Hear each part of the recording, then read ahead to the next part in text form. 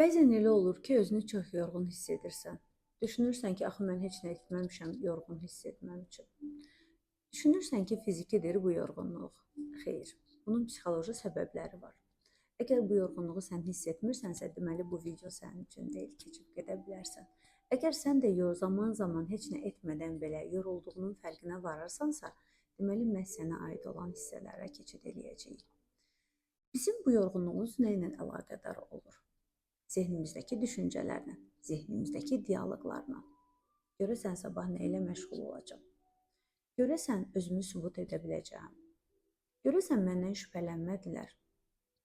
Görəsən mən hansısa mövzu ilə bağlı yanlış addım atdımmı?